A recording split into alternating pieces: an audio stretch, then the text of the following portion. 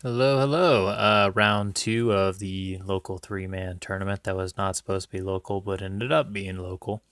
Definitely got my Kador guy into their Kador guy, continuing that trend, on board with that train, choo choo. And we now find myself with Rahn against either Helga or Arcadius. Definitely going to be Rahn. And he's debating things, and he kind of has a feeling it's going to be Ron. He's played into this Ron list before. He thinks it's a pain in the butt. He doesn't really have the tech to deal with it. He thinks Helga's got the Valkyries and a huge base, so he's going to try and leverage that. So yeah, I go.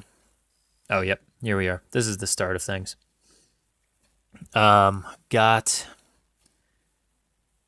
Got my mercenaries player into their convergence player, and it turned out to be Cross 2 versus Orion.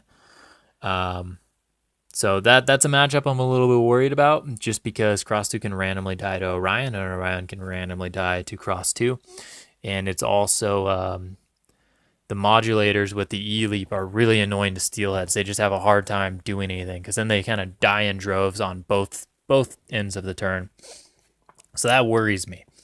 I feel somewhat good about my Kador player being their Kador player.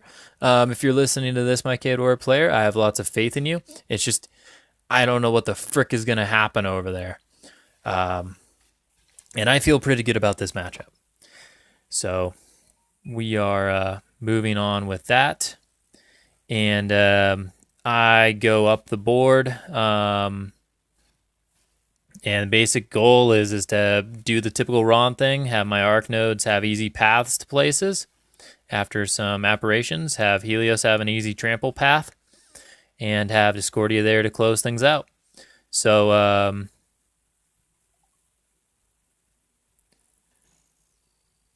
he moves up the board, and it's Helga. And for those that don't know what Helga does, I barely know what Helga does. I don't plan to find out what Helga does. I ask the important questions. Is there Arcane Vortex? Are you immune to knockdown? What's your defense? What's your armor? Can you be push-pulled? Can you not be push-pulled? Do you have countercharge? All, the millions of little things that can screw up a Ron assassination run. I spend like 5 minutes doing it before I do anything. Basically, what I gather from all these questions...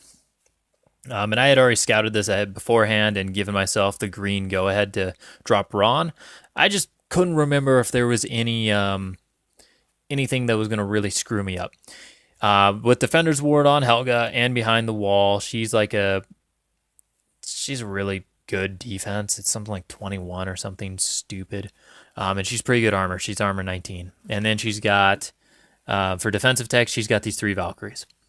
So, to use the metaphor of kill 2 birds with 1 stone, literally, the plan is pretty simple.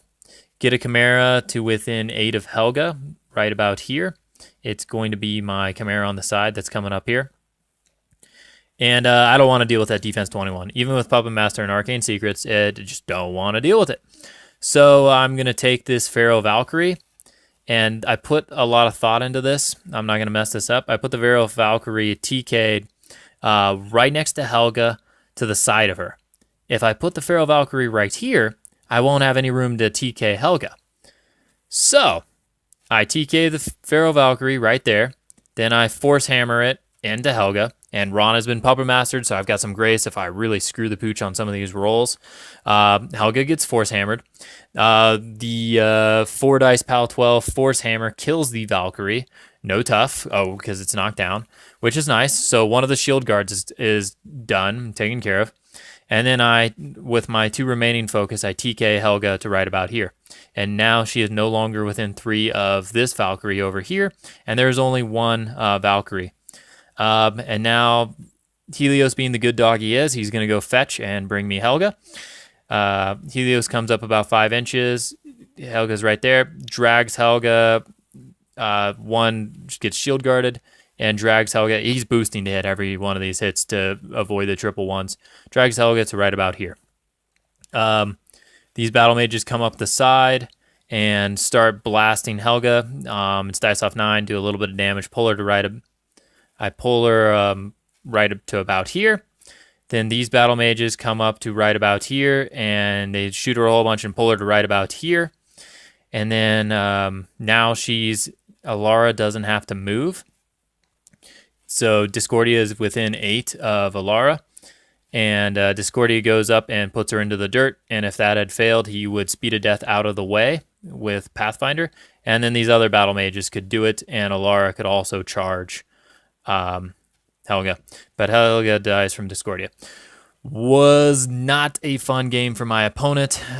Felt helpless, very frustrated. It's basically everything he doesn't like in competitive type of war machine. He did not bring a Rahn answer, so Rahn tore him to pieces, which is partly a design issue with Rahn. He either works really, really, really frustratingly, ball-bustingly well so that people feel helpless, or they have all the tech and he doesn't really work, and then the Rahn player feels helpless. Either way is not a fun play experience. Playing Rahn as much as I have, I think even into the matchups where there is anti-Rahn tech, there's still weird games to be played there, which will be the next game. Spoilers. Ooh. So that's that.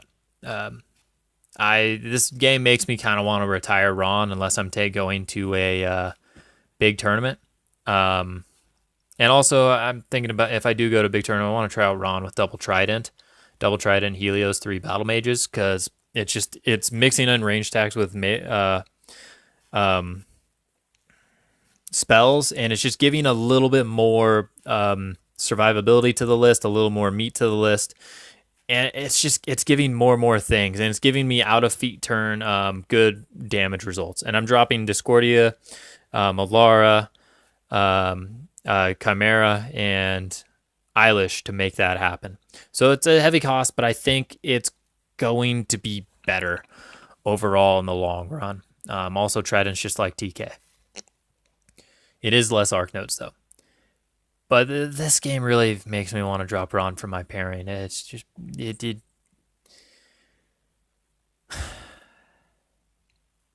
Anyhow, on to how our team did. Our Khador player had an amazing freaking game against their Khador player. Their Khador player was like, hey, we both are going to drop Armored Core into each other. That sounds like a grind, so let's not do that. And so my Khador player is like, well, what do you propose? And he's like, I'll drop my Harkovich 3 Colossal list, and you drop your Vlad 1 Rockets list, and we'll just shoot each other to death, and it'll be a fast, fun, easy game. And, okay, sure, cool. That turns into a round 7. At the end of the game, there was 7 models on the board, and like 5 of them were Winter Guard. And it came down to like Vlad going balls to the wall and barely doing the last like bit of damage he needed to on one of the last Colossals. It turns out AoE 5s with broadside and a feat and all that other jazz kill a lot of Winter Guard rockets, and Winter Guard rockets shoot down freaking Colossals. It was just a nutso game. It was so much fun to watch. It was fantastic. I wish I should have been taking pictures of that game, but I was coming in on the tail end. Oh, I want to cast that game. Oh, that was a good game. It was very entertaining to watch. Like Harkovich and Vlad the entire game were hiding from the other lines, and it was just like gun lines moving around and shoot. At one point, there was a Juggernaut in this zone, and there was a stealth Winter Guard marksman that couldn't get shot by the Rocketman, that they were trying to get out of the zone so he could start scoring that side. Because my Khador player was like, you know what? I've got this whole side of the map. He's only got one freaking Colossal. I can start scoring on this side and start slapping clock till turn 7 and win on scenario. Ha ha ha. Well, guess what? His Juggernaut can only walk 4 inches and make a 1-inch attack while it's out of control. So the Winter Guard, that stupid stealth little marksman, runs and is always just out of the Juggernaut's walk and melee range. So the Juggernaut's chasing him around the circle zone for like 3 turns. It was hilarious. That guy never died. That was very entertaining to watch. The Orion versus Cross 2 game. The Orion player did not know what Cross did. My Mercs player did not know the bull crappery that happens with Magic Bullet, and he almost lost Alexia. In that process, Orion from passing out all the Magic Bullets was low and was like a hair within 20 of Cross.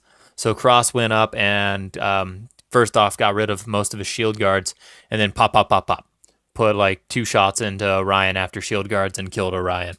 And he had a reroll. At one point he had a critical decision to make where he had a Hands of Faded 4 dice roll, and it was only doing like 7 damage on Orion. He's like, I think I'm gonna get more. So he re-rolled it. He got more, and now the next roll after that was what killed Cross. That was a hard decision he made to make. He made the right decision. He re-rolled the. I mean, it wasn't crazy below average, but it was below average, and he decided to re-roll that one rather than gamble on having to re-roll the next one on an all-in. And yeah, it paid off for him, and he won. So we won all 3 of our games, just barely. My Khador player just barely won in the very end. That was a nuts freaking game. Yeah, and thanks for watching. We are moving on to round 3.